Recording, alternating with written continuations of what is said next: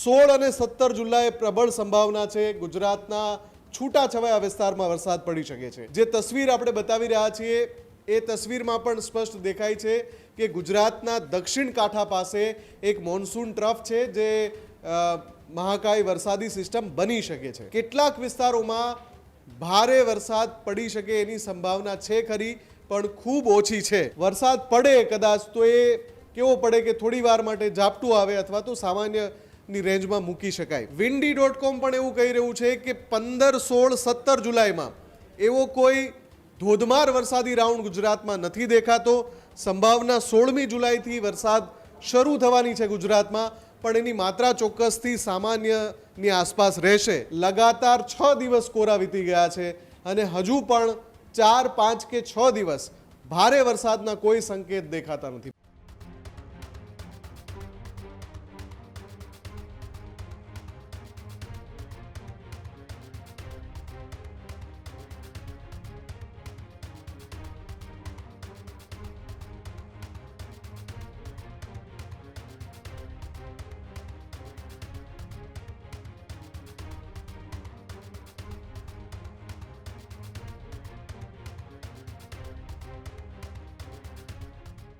વરસાદના બીજા રાઉન્ડને લઈને સ્કાયમેટ વેધર, વિન્ડી આ સહિતની જે એપ્લિકેશન છે તેની અંદર અલગ અલગ આગાહીઓ કરવામાં આવી છે। અલગ અલગ રીતે જે સ્કાયમેટ વેધર છે એ વેધર બદલાતું જોવા મળી રહ્યું છે। જી હા, દક્ષિણ પૂર્વ ભારતમાં વાદળો સાથે એક મહાકાય સિસ્ટમ બની રહી છે।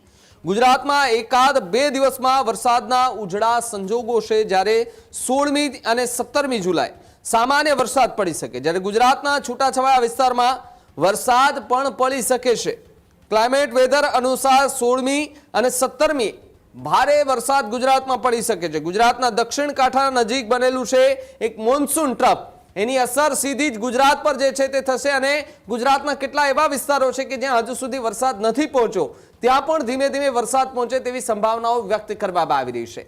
વધુ માહિતી માટે મુફદ્દલ જોડાયા છે ન્યૂઝ રૂમથી। મુફદ્દલ, જે રીતે વરસાદનો એક રાઉન્ડ પૂર્ણ થયો, હવે બીજા રાઉન્ડની સીધી શરૂઆત થતી જોવા મળી રહી છે કે જ્યાં આવતીકાલથી એક સિસ્ટમની થોડી અસર થાય તો એમની સંભાવના ક્યાં સુધી પહોંચવાની રહે?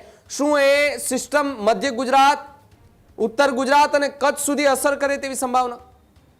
બિલકુલ ભાવિક, સૌની નજર એના ઉપર જ છે કે જે 15, 16 જુલાઈએ જે રાઉન્ડ શરૂ થવાની વાતો હતી એમાં અપડેટ શું છે, કેમ કે જેમ આપણે અગાઉ પણ ચર્ચા કરી છે અને એ જોયું છે આપણે કે અલ્નીનોની અસરના કારણે કોઈ મહાકાય વરસાદી સિસ્ટમ બની હોય તો એને વિખેરાવામાં 48 કલાકમાં એ વિખેરાઈ જાય છે। અને એવું પણ આપણે જોયું છે કે 24 કલાકમાં કોઈ નવું ટ્રફ પણ દેખાય અથવા તો અપર એર સાયક્લોનિક સર્ક્યુલેશન પણ દેખાય, જેના કારણે વરસાદની સંભાવના બનતી હોય છે। હવે આજની તારીખે જ્યારે આપણે 14મી જુલાઈ ઊભા છીએ તો 3 એજન્સીના અપડેટ એક સાથે આપણે આપવા છે। કેન્દ્રીય હવામાન વિભાગે શું કહ્યું, સ્કાયમેટ વેધર કે જેનો ડેટા આપણે લગાતાર બતાવીએ છીએ એમણે શું કહ્યું, અને windy.com એ શું કહ્યું ગુજરાતમાં વરસાદના બીજા રાઉન્ડ અંગે। જો સૌથી પહેલી વાત, 16 અને 17 જુલાઈએ પ્રબળ સંભાવના છે ગુજરાતના છૂટાછવાયા વિસ્તારમાં વરસાદ પડી શકે છે। છૂટાછવાયા વિસ્તારમાં એટલા માટે કે આજે જ્યારે 14 જુલાઈએ આપણે સ્કાયમેટ વેધર ચેક કરીએ છીએ, જે તસવીર આપણે બતાવી રહ્યા છીએ એ તસવીરમાં પણ સ્પષ્ટ દેખાય છે કે ગુજરાતના દક્ષિણ કાંઠા પાસે એક મોન્સૂન ટ્રફ છે જે મહાકાય વરસાદી સિસ્ટમ બની શકે છે। પણ 16 અને 17 શું થવાનું છે? તો 16 અને 17 સ્કાયમેટ વેધર અનુસાર વરસાદની સંભાવનાઓ છે, પણ મેં કહ્યું એમ કે છૂટાછવાયા વિસ્તારમાં, અને એની માત્રા કેટલી હશે? જો અત્યારે જે ડેટા છે એ અનુસાર સામાન્ય વરસાદ પડી શકે છે 16મી અને 17મી જુલાઈએ। કેટલાક વિસ્તારોમાં ભારે વરસાદ પડી શકે એની સંભાવના છે ખરી, પણ ખૂબ ઓછી છે। હવે જો વાત કરીએ કેન્દ્રીય હવામાન વિભાગની, કેન્દ્રીય હવામાન વિભાગનું કહેવું છે કે આગામી 3 થી 4 દિવસ સુધી, જ્યાં સુધી ગુજરાતનો સંદર્ભ છે, છૂટાછવાયા વિસ્તારમાં સામાન્ય વરસાદ પડી શકે છે। કેન્દ્રીય હવામાન વિભાગની કોઈ એવી આગાહી નથી કે મધ્યમથી વધુ અથવા તો ભારે અથવા તો અતિ ભારેની રેન્જમાં વરસાદ પડી શકે, એ પ્રકારનું અત્યારે કોઈ અપડેટ નથી।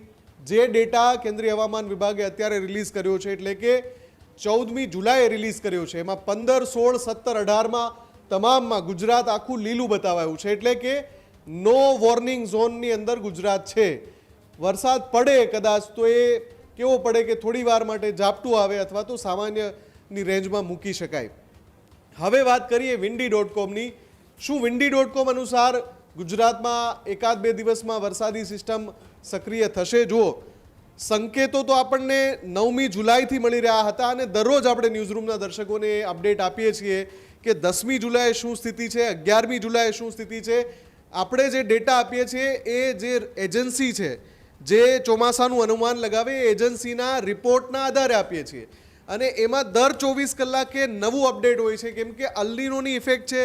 જેમ આગળ આપણે રિપોર્ટ બતાવ્યો કે સુપર ટાઇફૂન 22ની અસર છે, એના કારણે 24 કલાકે હવામાનની સ્થિતિ બદલાતી જોવા મળી છે. windy.com પણ એવું કહી રહ્યું છે કે 15, 16, 17 જુલાઈમાં એવો કોઈ ધોધમાર વરસાદી રાઉન્ડ ગુજરાતમાં નથી દેખાતો. સંભાવના 16મી જુલાઈથી વરસાદ શરૂ થવાની છે ગુજરાતમાં, પણ એની માત્રા ચોક્કસથી સામાન્યની આસપાસ રહેશે. ક્યાંક એકલ દોકલ વિસ્તારમાં એવું બને કે ખૂબ સારો વરસાદ પડી જાય, પણ એ બધું જો અને તો ઉપર નિર્ભર છે. હાલ પૂરતું જે આપણે એમ કહીએ ને કે ભાઈ મેઘ તાંડવ સર્જાઈ જાય એવી કોઈ સ્થિતિ દેખાઈ નથી રહી. અને ફરી એકવાર એટલે જ ચિંતા એ છે કે 8મી જુલાઈ પછીથી ગુજરાતમાં વરસાદ બંધ છે. લગાતાર 6 દિવસ કોરા વીતી ગયા છે અને હજુ પણ 4, 5 કે 6 દિવસ ભારે વરસાદના કોઈ સંકેત દેખાતા નથી. ભાવિક, બિલકુલ આભાર મુફદ્દલ જોડા બદલ અને માહિતી બદલ. ખેડૂત ભાઈઓ છે ખેતરમાં ડ્રોન ઉડાવતા હોય છે ત્યારે આપણે એક પ્રશ્ન સતાવતો હોય છે કે જે આપણે અત્યાર સુધી જીપીએસ ટેકનોલોજી વાળા ડ્રોન વાપર્યા છે, જેથી કરીને મોબાઈલ ટાવર છે અથવા તો હાઈ ટેન્શન લાઈન પસાર થતી હોય, કોઈ વૃક્ષો હોય, ત્યારે જે જીપીએસ ટેકનોલોજી વાળા ડ્રોન છે એમાં ટકરાય અને ટ્રેસ થાય છે.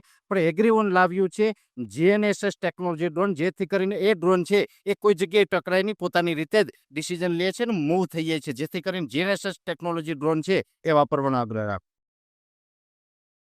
હજુ સુધી તમે અમારી ચેનલને સબસ્ક્રાઇબ નથી કરી તો અત્યારે જ ન્યૂઝરૂમ ગુજરાતને સબસ્ક્રાઇબ કરો, ફેસબુક અને ઇન્સ્ટાગ્રામ પર ફોલો કરો.